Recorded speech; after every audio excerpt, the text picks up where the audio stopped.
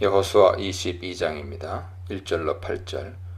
여호수아는 요단 동편 지파를 보내면서 여호와만 사랑하라, 섬기라 당부한 후 그들을 축복하여 돌려보냅니다. 안식을 주셨다는 말은 천하를 평정했다는 말과 같습니다. 동사 노하우는 다윗이 천하를 평정했을 때 사용한 단어입니다. 출애굽기 33장 14절에서 모세를 쉬게 해주겠다는 하나님 말씀에도 노하우가 사용되었습니다. 평화가 깃들었다는 말이죠. 4절의 소유지는 아후자로 상속분 토지를 가리키며 매매할 수 없는 땅입니다. 이 소유지는 모세가 생전에 준 것이죠. 2절로 6절까지 펼쳐지는 여호수아의 연설에는 신명기 언어로 가득 차 있습니다. 여호수아는 요단 동편 지파들이 하나님의 명령을 잘 듣고 잘 순종했으며 여호와께서 맡기신 책임을 잘 준행했다고 평가합니다. 그 순종의 결과 지금 하나님께서 안식을 상으로 베풀어 주신 것이죠. 그러므로 번디 살던 그 장막으로 돌아가 신명기가 누누이 가르친 대로 살 것을 당부합니다. 5절에 나오는 명령, 율법, 계명, 여호와 사랑, 길로 행함, 친근함, 마음, 성품, 섬김이라는 용어들은 모두 신명기에 즐겨 사용된 것들입니다. 8절에 보도되는 여호수아의 축복은 탈취물을 나누어도 좋다고 허락합니다. 탈취한 것은 샬랄인데 아이성을 함락했을 때 하나님께서 허용하셨습니다. 그러나 아간은 여리고성을 함락시켰을 때 샬랄을 은닉했다 사형당했죠. 여호수아는 가나안 도성들을 점령하면서 획득한 샬랄을 너희 형제와 나눌지니라 허락합니다. 아간의 범죄에 적용했던 헤렘 금령 절대성은 상대화되고 모든 율법과 마찬가지로 하나님의 자유 아래 종속됩니다. 9절로 12절입니다. 9절로 34절은 요단 동편 지파들이 돌아가서 가나안 땅 요단 언덕가에 큰 제단을 세운 것으로 시작합니다. 9절에 실로를 떠나 라는 구절이 나오는데 성막에 세워진 실로가 이스라엘 온 지파의 중심지였음을 알려주죠. 이스라엘의 제단은 오직 실로에 있는 성막의 제단밖에 허용되지 않습니다. 유일신 신앙은 유일한 성전을 요구합니다. 르우벤 지파와 므낫세 반지파가 가나안 땅 요단 언덕가에 큰 제단을 쌓았습니다. 여기에 갓지파는 언급되지 않습니다. 그런데 소문에는 갓지파도 가담한 것으로 알려졌습니다. 가나안 땅 요단 언덕가가 어디입니까? 10절에 나오는 언덕가라는 말은 알-하야르덴입니다. 그 앞에 부사 샴, 거기에가 언덕가를 가리킵니다. 언덕가의 원어는 거릴라가 쓰였습니다. 세번역은 그릴롯으로 번역했고 공동역은 맞은편이라고 옮겼습니다. 본문은 이곳이 가나안 땅에 있었다고 말합니다. 11절에 언덕가 거릴라가 한 번 더 나옵니다. 이것의 동격으로 가나안 땅의 맨 앞쪽과 이스라엘 자손에게 속한 쪽이라고 설명합니다. 세번역은 우리들이 있는 요단강 서쪽 지역에 강 가까운 그릴롯에 단을 쌓았다고 옮겨 그릴롯이 요단 서편 가나안 땅에 있는 것처럼 보도합니다. 12절은 온 회중이 실로의 성막 앞에 모였다고 보도합니다. 온 회중의 원어는 콜 아다트고 동사는 카알이기 때문에 이 문장이 신명기와 레위기의 분위기를 절묘하게 조합합니다. 성막 앞에 모인 목적은 싸우러 잡아 나가기 위해서입니다.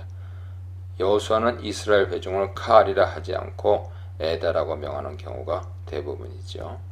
13절로 20절입니다. 13절에 비느하스가 등장합니다. 비느하스는 아론의 아들 엘르아살의 아들입니다. 그는 바알보울에서 음행한 시므리와 고스비를 창으로 찔러 죽였고 미디안 전쟁에 출정했습니다. 비느하스는 오경에 이처럼 4번 언급되었습니다. 여호수아에는 요단 동편 지파의 큰 제단을 조사하러 파견되었습니다. 그리고 마지막으로 아버지 엘르아살의 장례를 치를 때 언급됩니다. 16절에 여호와의 온 회중은 누구를 가리킬까요? 이스라엘을 대표하는 비느하스 조사단이 백성을 대표하여 말한다는 뜻입니다. 16절로 20절은 온통 비느하스의 말입니다. 죄는 너희를 위하여 쌓는 제단이 있습니다. 제단은 여호와를 위하여 쌓아야 합니다. 자기를 위하여 제단을 쌓는 것은 거역 행위입니다. 17절의 부올의 죄악은 20절의 아본과 상응합니다. 이 단어는 여호수아에 단 2차례만 쓰입니다. 부올의 죄, 아본은 가나안 점령을 완수한 지금까지도 여전히 남아 있습니다. 혹시 한 지파라도 범죄하면 이스라엘 온 지파가 벌을 받습니다. 19절에 깨끗지 아니하거든 이란 표현이 17절에 정결함을 받지 못하였거늘 이란 표현과 상통합니다. 레위기의 정결법에 나오는 대로 정결, 타헤러라는 단어가 19절의 부정함을 뜻하는 타메와 상응합니다. 즉 레위기의 정결법이 배경에 깔려 있습니다. 분깃으로 받은 땅이 부정하거든 그것을 버리고 강 건너 여호와의 성막이 있는 실로에 와서 다시 분배받으면 됩니다. 12지파가 섬기는 여호와 유일신앙을 버리면 안 됩니다. 실로는 여호와의 성막이 있는 여호와의 소유지죠. 이스라엘의 희생제사의식은 오직 요단 동편의 제단이 아니라 실로의 성소에서만 시행되어야 합니다. 실로는 이스라엘 온 회중이 모여서 회막을 세운 곳이며 마지막 땅의 분배가 있던 곳이기도 합니다. 이곳이 아닌 요단 언덕가에 세운 제단은 실로의 제단을 가진 이스라엘의 정체성을 위협하는 것입니다. 그것은 여호와를 거역하는 일이며 공동체 전체를 거역하는 일입니다. 요단 동편 지파들은 유일신 신앙으로 단 하나뿐인 중앙성소에서 제사를 드릴 것인지 선택해야 합니다. 다실론을 정개하는 만신전을 세울 것인지 유일신을 증언하는 유일 중앙성전만 세울 것인지 결정해야 합니다. 후자는 여호와를 따르는 길이며 전자는 거역하는 길이죠. 거역의 사례로 헤렘을 사취한 아간의 죄가 언급됩니다. 이는 우상숭배의 죄와 같은 것입니다. 아간의 범죄, 마알은 곧 그의 죄악, 아본이며 그 결과 멸망당했습니다. 멸망하다라는 뜻의 가와는 여호수아에 유일하게 언급됩니다. 땅이 아니라 순종. 요단 언덕가의 큰 언덕에 대해 묵상해 보시기 바랍니다. 21절로 29절입니다. 21절에 이스라엘 천천의 수령들이란 표현은 14절의 천부장을 가리킵니다. 이것을 군사령관 내지는 천천만만 백성의 가문 대표로 번역하면 곤란합니다. 천천의와 천부장을 가리키는 원어가 동일하기 때문이죠. 수령의 원어를 직역하면 아버지들의 우두머리들이기 때문에 가문의 대표란 세 번역이 타당할 수 있으나 천천만만은 지나친 의역입니다. 22절은 전능하신 자 하나님 여호와 엘로힘 야훼란 어구를 2번 되풀이합니다. 이것은 요단 동편에 사는 지파들의 변명이 진심이고 추호의 거짓도 없으며 하늘을 두고 맹세한다는 의미로 쓰는 관용구입니다. 엘과 엘로힘은 둘 다 하나님이란 뜻이지만 엘이 단수인 대비해 엘로힘은 복수로 막강한 힘을 지닌 존재를 표현할 때 주로 사용하는 단어입니다. 그런 의미에서 전능하신 자란 번역은 타당하죠. 그들은 이것이 하나님께 범죄한 일이거든 용납하지 말라고 합니다. 여기 범죄함이거든에 원하는 말입니다. 이 용어는 22장에서만 7회 언급되면서 이 문단에서 일관되게 사용됩니다. 이미 7장 1절에서 아간의 범죄를 가리킬 때 마알의 동종 목조가 나온 바 있습니다. 여호수아 전체에는 12회 언급됩니다. 역대기에서 마알은 디아스포라 공동체에게 이스라엘 남북 왕국의 멸망을 일으킨 원인으로 제시되고 있습니다. 이 마알은 바로 앞에 사용된 용어 거역함과 동일한 의미로 간주해도 좋습니다. 거역함은 메레드인데 이 문단에서만 6회 언급됩니다. 만약 제단을 모형으로 쌓은 것이 거짓이고 여호와를 거역하여 범죄한 사실이 드러난다면 조사단은 요단 동편의 지파들을 진멸할 수밖에 없을 것입니다. 주께서는 오늘 우리를 구원하지 마시옵소서란 말은 그만큼 그들이 참됨을 강조하는 것이죠. 23절부터 그들은 제단을 쌓은 목적을 진술합니다. 그들이 쌓은 제단은 실제 제사 드릴 제단이 아니라 모형에 불과합니다. 만약 그들의 진술이 거짓이라면 여호와께서 내리시는 벌을 달게 받겠다고 진술합니다. 23절에 친히 벌하시옵소서는 아도나이 후 예바케슈입니다. 바케슈는 찾다, 연구하다, 탐색하다라는 동사죠. 후는 3인칭 남성 대명사로 여호와를 강조합니다. 여호와께서 손수 탐색하십시오 라고 직역할 수 있습니다. 공동역은 야훼께서 그 책임을 우리에게 물으실 것이요 라고 옮겼습니다. 24절에서 그들은 제단을 쌓은 목적이 있다고 답합니다. 목적이 있어서 주의하고 란 표현이 이채롭습니다. 드아가는 근심, 걱정, 염려란 뜻으로 여호수아에서 단 한 차례 언급되고 성경 전체에서도 드물게 사용됩니다. 세번역은 그러나 그렇지 않습니다. 공동역은 맹세합니다 라고 옮겼는데 직역하자면 염려가 되어서 그렇게 했습니다 라고 옮기는 것이 낫습니다. 동편지파의 후손들은 세월이 지났을 때 서편지파와 동질성을 찾지 못하여 전혀 다른 족속으로 간주될 것이 몹시 염려되었던 것입니다. 그러다 보면 후손들이 여호와를 믿는 신앙을 잃어버릴 가능성이 농후했습니다. 그들이 여호와와 무슨 상관이 있느냐라고 말할 지경이 되면 그 책임은 조상에게 있게 되는 것이죠.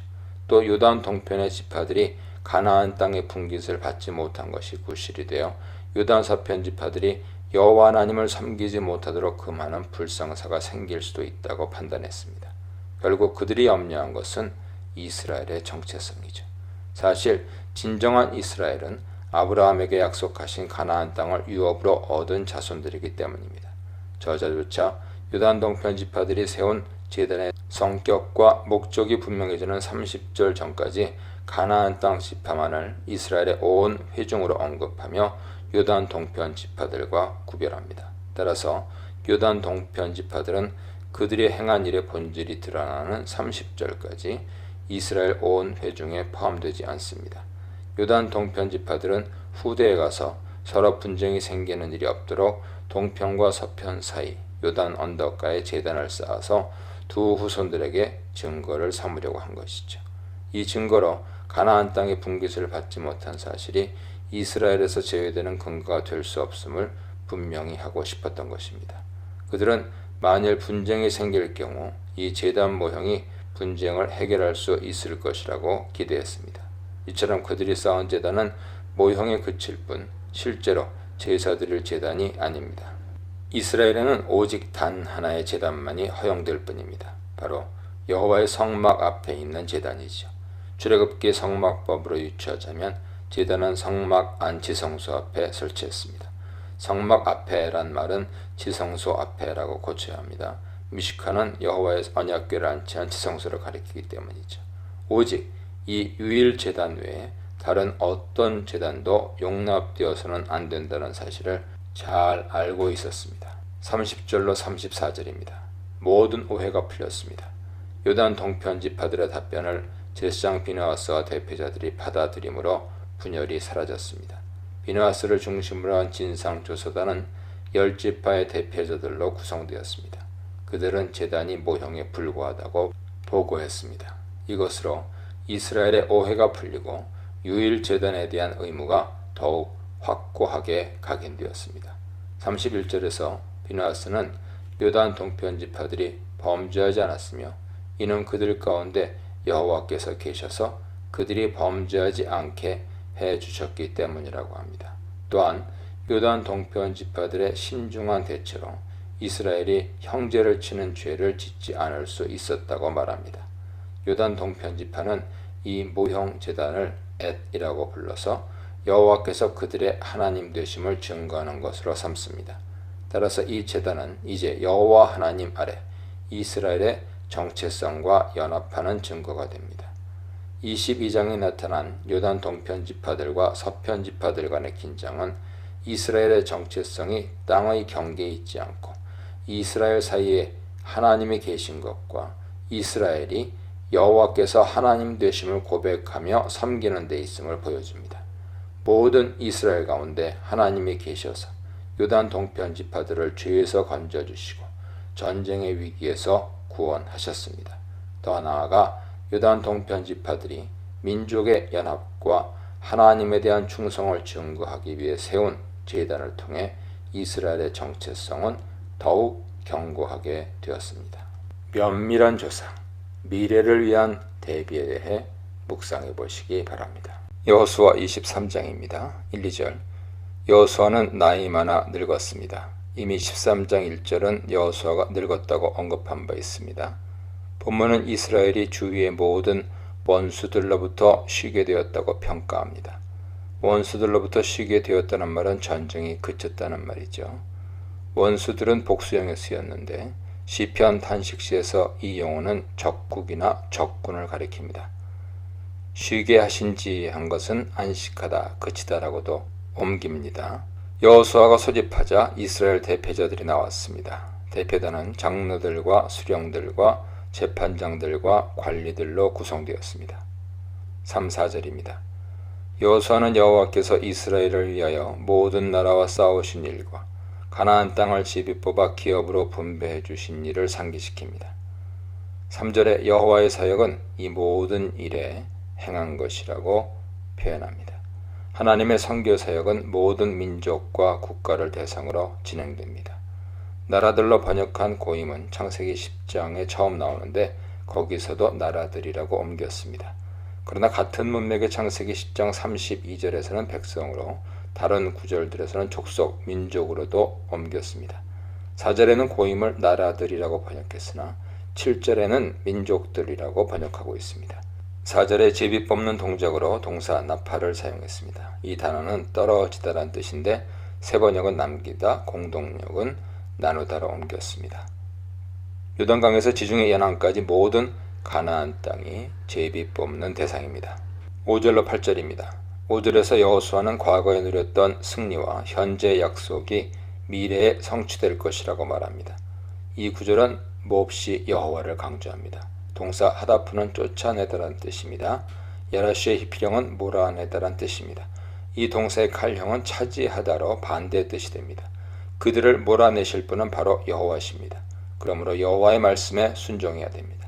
나중에 사사기 2장 복임 사건을 보면 여호와께서 그들을 몰아내지 않겠다 하십니다.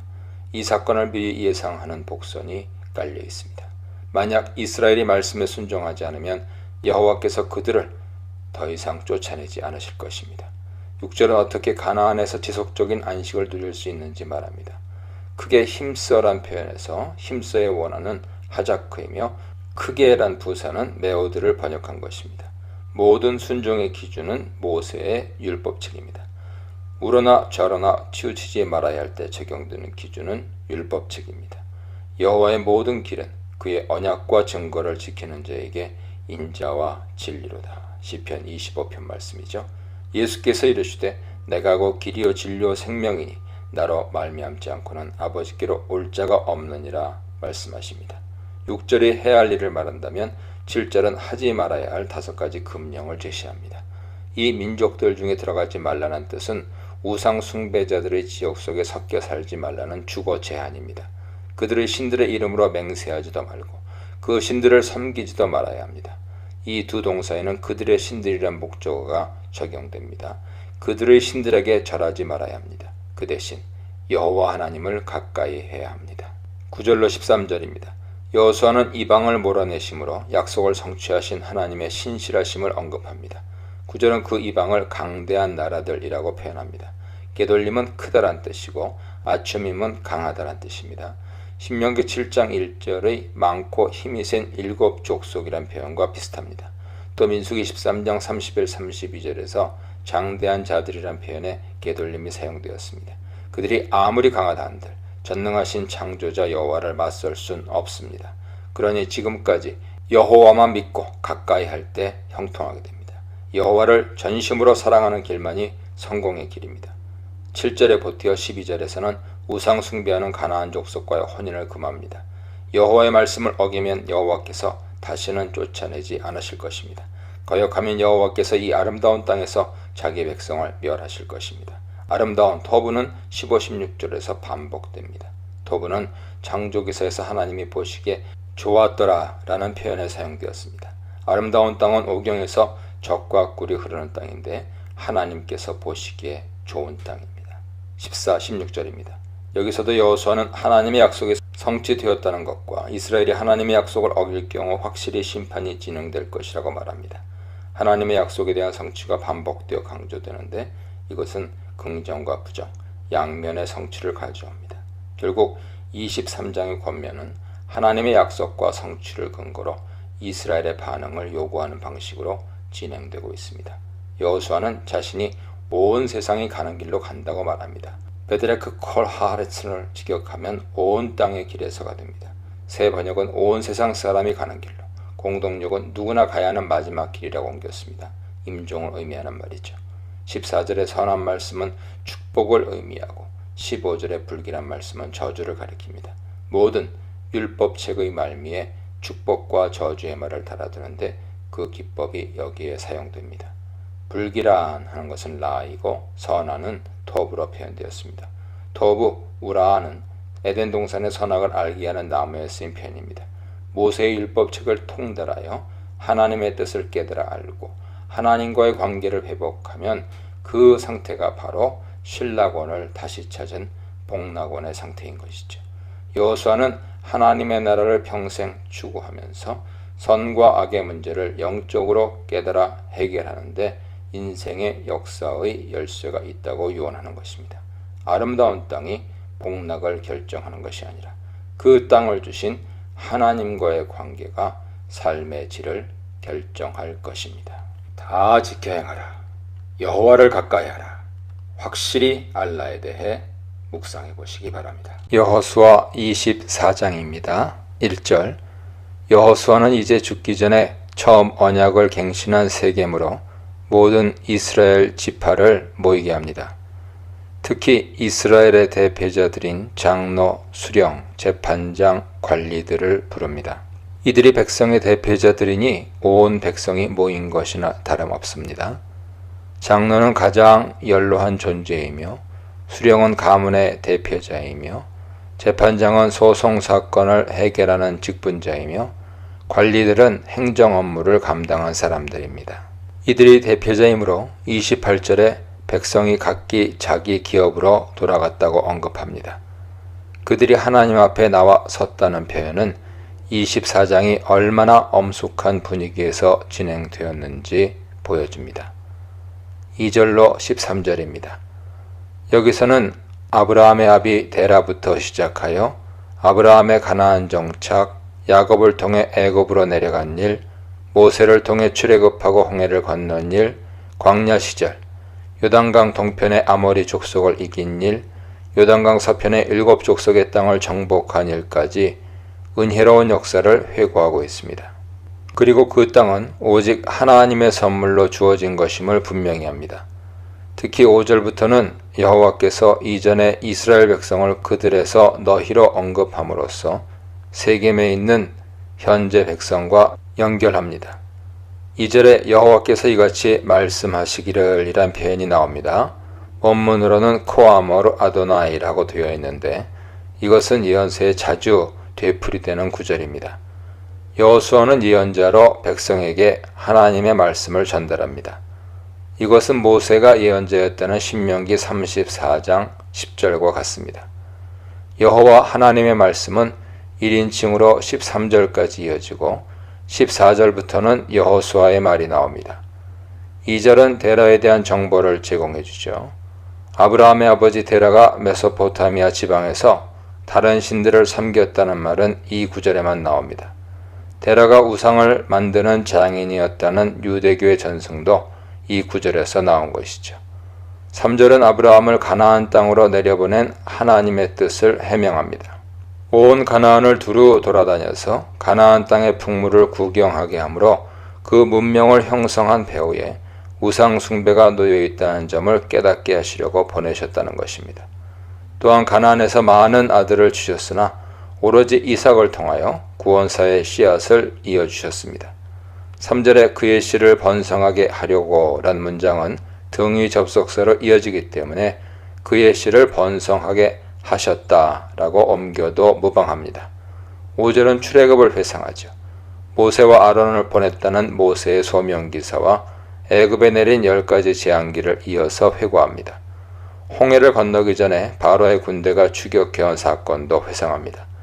7절에 바다를 이끌어 그들을 덮었나니 란 표현은 바다를 갈랐다는 출애굽기 14장 16, 21절 표현과 상당히 다릅니다. 이어서 7절에 광야에서 라는 표현은 민수기의 원 이름인 광야에서와 동일합니다. 밤미드바르입니다. 광야 40년이라 하지 않고 그냥 많은 날들이라고 표현했는데 야밈 라빔은 신명기 1장 46절에 여러 날 동안이라고 번역되었습니다. 8절에 요단 저쪽에란 원어 표현인 베베르 하야르데는 화자의 입장에 따라 요단 동편이 될 수도 있는데 야곱의 상여를 놓고 요셉이 크게 애곡한 아닷 타작마당은 요단 서편에 있었습니다. 아모리 족속의 땅으로 들어가 그들을 멸절한 기사는 민수기 21장에 아모리 족속의 헤스본 왕 시혼과 바산 왕 옥을 물리친 이야기를 가리킵니다. 9절은 모압 왕 십볼의 아들 발락과 부올의 아들 발람을 회고하는데 이것은 신명기 23장 5절에도 언급된 바 있습니다. 여호수아 13장 22절은 발람을 가리켜 점술가라고 부르죠.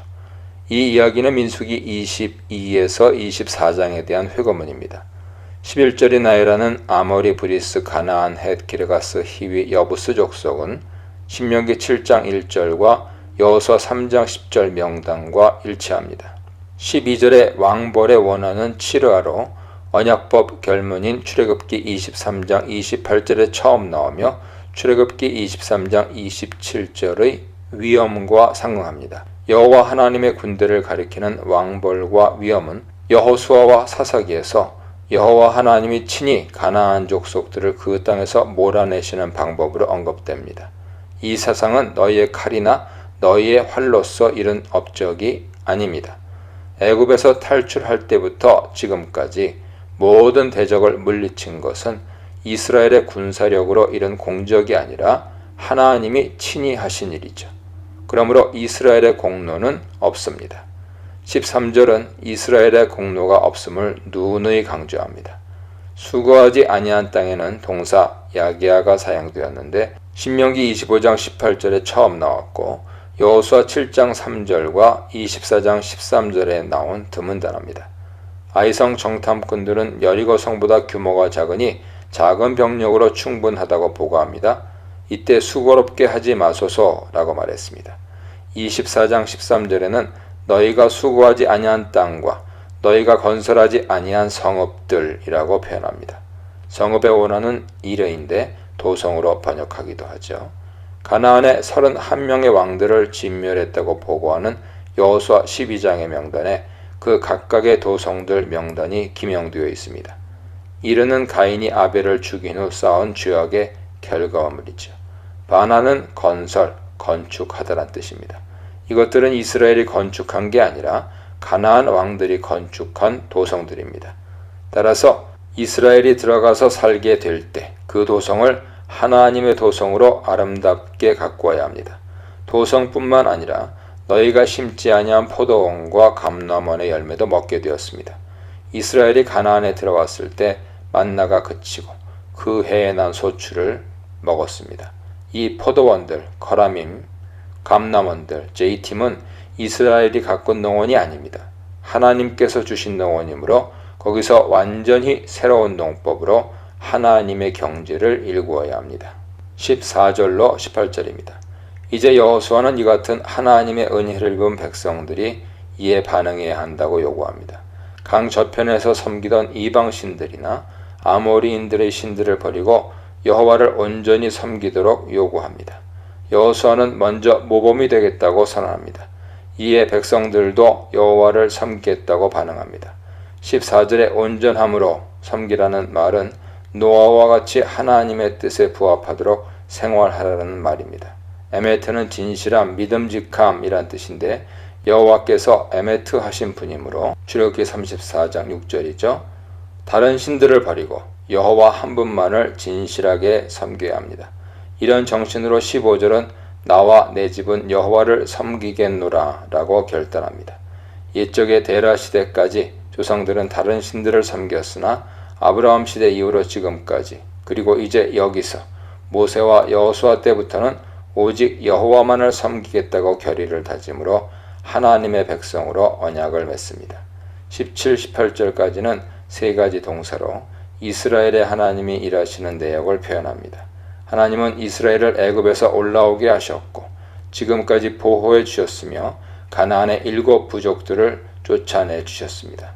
이런 일을 해주신 여호와가 곧 우리의 하나님이신 것이죠. 충성의 근거, 충성의 모범, 충성의 결단에 대해 묵상해 보시기 바랍니다. 19절로 21절입니다. 여호와의 은혜를 인정하고 여호와만 섬기겠다는 이스라엘에게 여호수아는 그들이 여호와를 섬길 수 없다고 말합니다. 하나님은 거룩하고 질투하시는 분이기에 여호와를 섬기는 것은 이스라엘의 거룩한 삶이 전제되어야 한다는 뜻이죠. 하나님의 은혜가 아니라 자신의 의지로 우상에서 돌이키려 한다거나 진정한 회개 없는 피상적인 믿음으로는 여호와를 섬길 수 없습니다. 지금 구원받은 백성들이라도 여호와를 버리면 언제든 멸망당할 수 있음을 기억해야 합니다. 19절에 거룩하신 하나님, 엘로힘 케도심이란 표현에 구별하다, 분리하다 라는 의미의 형용사 카도시가 사용되었습니다. 거룩, 곧 카도시는 본디 광야의 오지, 가데시 바르네아가 보여주듯이 도성에서 멀리 떨어진 상태를 가리킵니다. 세속주의의 온상인 도시의 문명과 아주 멀리 떨어진 상태가 거룩한 상태입니다. 창조주 하나님은 세속 문명과 멀리 떨어진 거룩하신 하나님이십니다. 질투하시는 하나님, 엘칸노라는 표현도 질투의 하나님입니다. 20절에 멸하시리라는 동사 칼라는 원래 완성하다, 마무리하다 라는 의미입니다.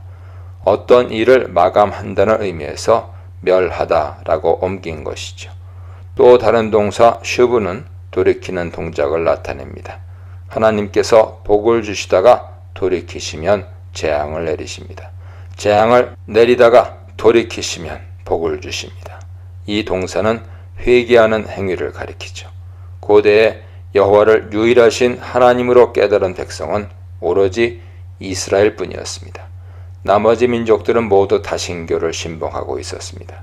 이제 이스라엘 백성들은 여호와만 섬기겠다고 대답합니다. 여기 섬기다로 번역한 아바드는 자신의 존재를 들여 남을 이롭게 하는 행위를 가리킵니다. 22절로 24절입니다. 백성들의 다짐을 들은 여호수아는 이제 그들이 여호와를 택하고 섬기겠다고 하였으니 스스로 증인이 된 것임을 밝힙니다. 백성들은 그 말에 수긍하여 스스로 증인이 되었다고 대답하죠. 스스로 증인이 되었다는 너희들은 너희들로 증인들이다. 증인은 바로 여러분 자신들이요 등으로 번역할 수 있습니다. 그 후에 여호수아는 이 맹세에 걸맞는 행동을 요구합니다.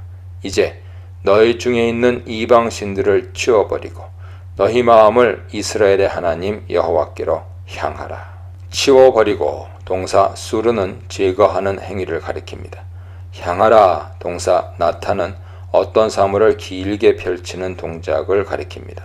손을 뻗는 동작이나 천막을 치는 행위나 포도밭을 가꾸는 행위가 나타납니다. 백성들은 다시 한번 여호와를 섬기고 그 목소리, 즉 토라를 청종하겠다고 다짐합니다. 25절로 28절입니다. 그날 여호수아는 세겜에서 백성들과 언약을 맺습니다. 그리고 그들을 위해 율례와 법도를 제정합니다.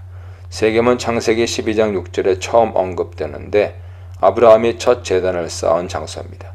이는 여호수아의 끝에 세겜 언약을 맺는 것과 수미상관 형태를 이루죠. 세겜은 주로 창세기와 여호수아에 언급되며 그 외 오경에서는 민수기 26장 31절에 단 한 차례 나올 뿐입니다.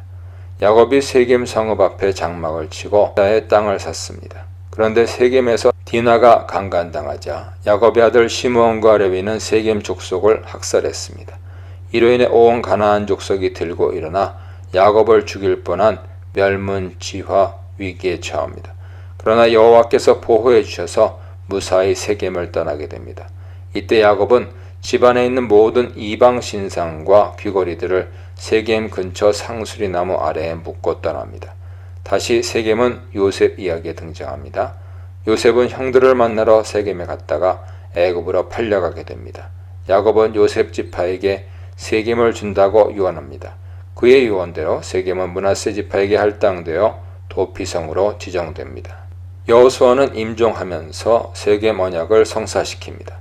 여호수아는 이 말씀을 하나님의 율법책에 기록하고 큰 돌을 가져다가 여호와의 성소 곁에 있는 상수리 나무 아래에 세워서 후손들이 하나님을 부인하지 못하도록 증거를 삼으려고 했습니다. 여기 큰 돌은 맏제바가 아닙니다. 맏제바는 돌기둥 내지 주상이라 번역합니다. 요단강을 건넌 기념으로 길갈에 세운 12개의 주상을 세운 것과 마찬가지로 여기서는 세겜 언약을 기념하여 큰 돌을 세웠습니다. 저자는 여호수아의 돌기둥이 가나안의 맏제바가 아니라 단지 세겜 언약을 기억하게 만드는 기념비석에 불과하다고 설명합니다. 여기 이 돌이 들었음이니라 라는 표현은 세겜 언약에서 맺은 굳센 맹세의 말을 이 큰 돌이 들었으므로 어떠한 이유로도 그 언약을 파기해서는 안 된다는 뜻이죠. 29절로 33절입니다. 이 단락에서 여호수아, 요셉, 제사장 엘르아살이 유업으로 받은 땅에 장사되었음을 언급하고 마무리합니다. 이런 시대적 인물들이 그들의 땅에 묻힌 것은 하나님의 약속이 신실하게 성취되었음을 보여줍니다. 여호수아와 백성들은 순종으로 하나님의 약속을 누리게 된 것이죠. 29절은 여호수아의 죽음을 보도합니다. 여호수아가 110세로 죽은 것은 요셉이 사망한 나이와 동일하죠. 31절에 사는 날 동안 여호와를 섬겼더라 하는 것은 사사기를 향한 복선입니다. 여호수아와 엘르아살이 살아있는 동안 백성은 엄격한 지도자 아래에서 하나님을 믿고 말씀에 순종했습니다. 그러나 그 지도자들이 죽고 나자 온 백성은 타락하여 가나안 주민들과 어울려 우상 숭배하기 시작합니다. 이것이 사사기 정황이죠. 32절에 요셉의 뼈는 오경과 여호수아를 이어주는 지표입니다. 야곱이 베크시타를 주고 매입한 밭은 이제 요셉 자손의 기업이 되었습니다. 요셉의 뼈를 세겜에 이장함으로 야곱의 유언이 이루어집니다. 창세기에서 여호수아까지 요셉의 뼈라는 모티프로 약속과 성취가 마무리되고 있는 것이죠.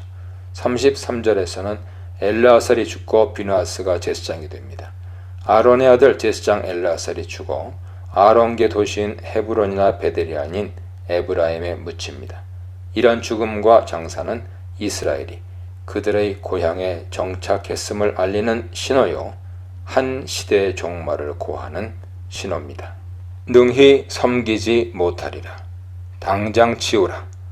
이 돌이 증거가 되리라에 대해 묵상해 보시기 바랍니다.